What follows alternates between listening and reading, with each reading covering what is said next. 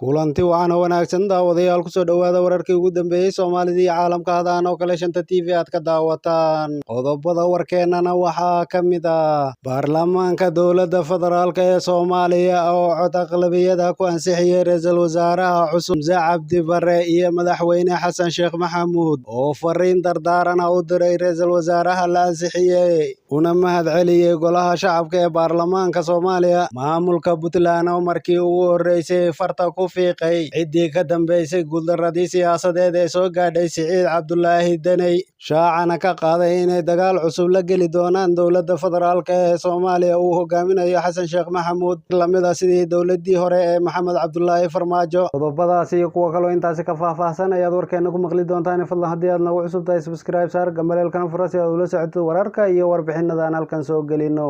haddii aynu ku bilowno warkeena xildhibaanada baarlamaanka 11aad ee dowladda Soomaaliya ayaa si aqlabiyad leh codka kalsoonida u siiyay ra'iisul wasaaraha cusub ee xukuumadda federaalka ee Soomaaliya Xamse Cabdi Barre kulanka xildhibaanada ayaa waxa goobjoog ka ahaa ilaa iyo 220 mudane waxaana shir gudoomiyaha golaha shacabka ee baarlamaanka dowladda federaalka ee Soomaaliya Sheekh Aadan Maxamed Nuur Aadan Madoobe ra'iisul wasaaraha cusub oo markii hore khudbad u jeediyay golaha shacabka ayaa ka codsaday inay kalsoonida siiyaan si uu guda galo howlaha shaqo ee loo igmaday isla markaana uu soo dhiso xukuumad tayo leh intaasi kadib waxaa loo qaaday cod gacantaag ah waxaana kalsoonida siiyay ilaa 220 xildhibaan oo dhammaan kooramka xildhibaanada ee soo xaadiray kulanka golaha shacabka ee baarlamaanka Soomaaliya ma jirin xildhibaan diiday ama ka aamusay siduu shaaciyay gudoomiyaha golaha shacabka Sheekh Aadan Maxamed Nuur Aadan Madoobe oo ku dhawaaqay natiijada codka kalsoonida ee la siiyay ra'iisul wasaaraha cusub ee dalka Xamse Cabdi Barre ayaana sidaas ku noqday ra'iisul wasaarihii 21aad ee Soomaaliya kaasi oo dhowaan xilka u magacaabay madaxweynaha 10aad ee Jamhuuriyadda Federaalka Soomaaliya Xasan Sheekh Maxamuud ra'iisul wasaaraha cusub ayaa waxaa haatan looga fadhiyaa inuu soo dhiso xukuumad isla markaana uu ku soo celiyo baarlamaanka si ay u ansixiyaan golaha wasiirada ee dowladda federaalka Soomaaliya ayaa waxa ka dhacay isbedel siyaasadeed kadib doorasho ka qabsoontay magaalada Muqdisho 15 bishii May aynu soo dhaafnay taasi oo looga guuleystay madaxweynihii hore ee Soomaaliya Maxamed Cabdullaahi Farmaajo isla markaana uu aqlabiyad ballaaran ku hantiyay guusha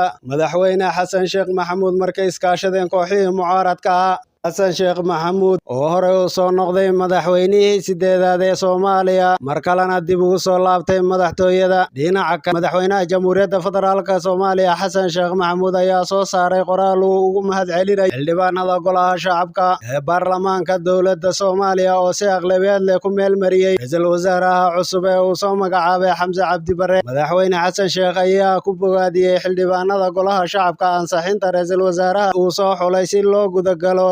dowladda cusub ee wadanka mahad ballaaran ayaan u jeedinayaa golaha shacabka baarlamaanka federaalka Soomaaliya oo ila qaad magacaabista ra'iisul wasaare Xamse Cabdi Barre oo aan markii horeba ku soo xulay aqoonta iyo kartida hogaamineed u leeyahay in howlaha hortabinta u leh dalkeena ayaa lagu yiri war-saxaafadeed ka soo baxay madaxtooyada Soomaaliya sidoo kale Xasan Sheekh Maxamuud ayaa dardaaran culus u jeediyay ra'iisul wasaaraha wuxuuna ugu baaqay inuu soo dhiso xukuumad dalka ka samata bixin karta xaalada uu xilligani ku jiro waxaan kula dardaarmayaa ra'iisul wasaare Xamse Cabdi Barre inuu soo dhiso xukuumad ka shaqeysa xoojinta amniga gurmadka abaaraha horumarinta kaabayaasha dhaqaalaha adeegyada bulshada dib u heshiisiin dhamaystirka dib u eegista dastuurka xoojinta dowladnimada iyo hagaajinta xidhiidhka diblomaasiyadeed ee Soomaaliya la leedahay dunida ayuu mar kale ku yidhi war-saxaafadeedkiisa Xasan Sheekh Maxamuud ugu dambeyntii waxa uu ka codsaday shacbiga Soomaaliyeed inay ku garab istaagaan ra'iisul wasaaraha cusub gudashada waajibaadka dastuuriga ee horyaala oo u duceeyay inuu Alle u fudaydiyo mas'uuliyadda culus ee loo igmaday ra'iisul wasaaraha cusub waxaa codka kalsoonida siiyay ilaa 220 xildhibaan oo fadhiday kooramka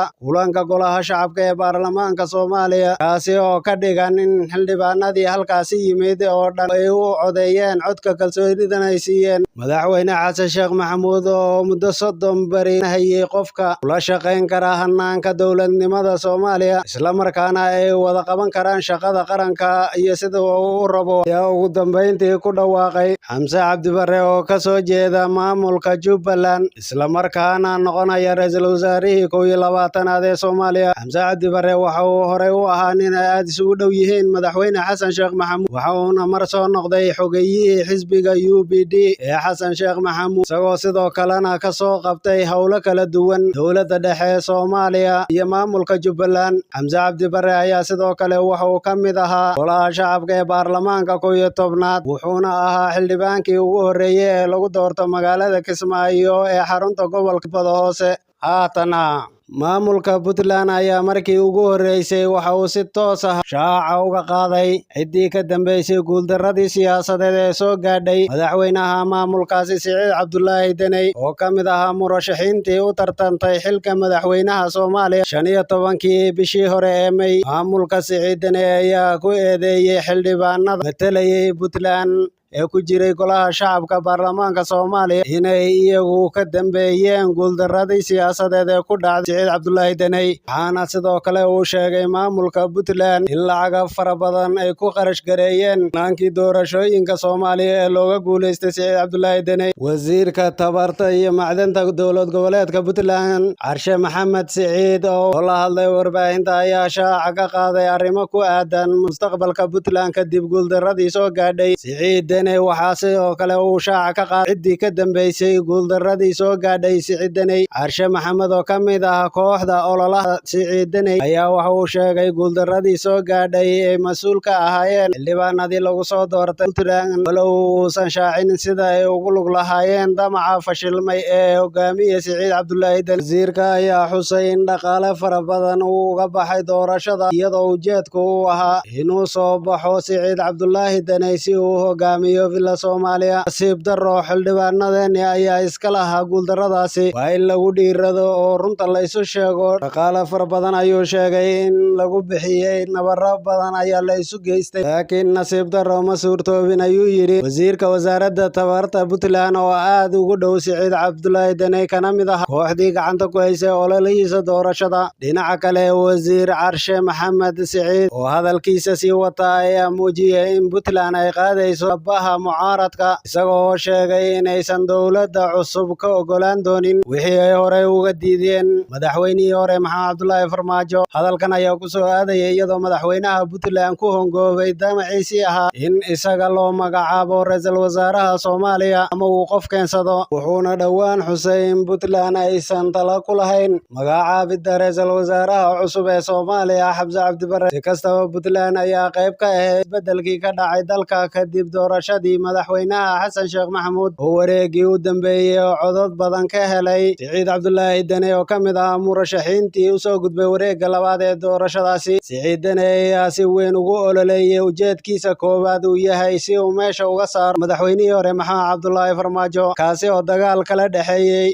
hase yeeshee Puntland ayaa haata u aragtaa inay ku khasaartay dagaalkii ay la gashay madaxweyne Maxamed Cabdulaahi Farmaajo islamarkaana meesha uga saartay iyadoo ay noqotay ka daro dibidhal islamarkaana Xasan Sheekh Maxamuud uu iska diiday inuu Puntland ka talageliyo howlaha dowladiisa. Haatana ra'iisul wasaarihii hore Maxamed Xuseen Rooble ayaa waxa uu ka hadlay codka kalsoonida ee xildhibaanada golaha shacabka ee baarlamaanka Soomaaliya ay u qaadeen ra'iisul wasaaraha cusub ee la magacaabay Xamse Cabdi Barre. Maxamed Xuseen Rooble ayaa hambalyo u diray Xamse Barre oo si toos ah xafiiska ugala wareegay kadib markii baarlamaanka 11aad ee dalka ay siiyeen codka kalsoonida una ansixiyeen ra'iisul wasaaraha 21aad ee wadanka Soomaaliya. Waxaan hambalyo iyo bogaadin u dirayaa ra'iisul wasaaraha Jamhuuriyadda Federaalka Soomaaliya Xamse Cabdi Barre oo helay kalsoonida golaha shacabka ee baarlamaanka Soomaaliya. Xildhibaanada golaha shacabku way ku mahadsan yihiin kalsoonida buuxda ay siiyeen ra'iisul wasaaraha la soo magacaabay Xamse Cabdi Barre ayuu yiri ra'iisul wasaarihii xafiiska baneynayay Maxamed Xuseen Rooble. Ra'iisul wasaare Xamse Cabdi Barre waxaana looga baryayaa inuu la garab galo mas'uuliyadda iyo waajibaadka qaran ee hor yaalla.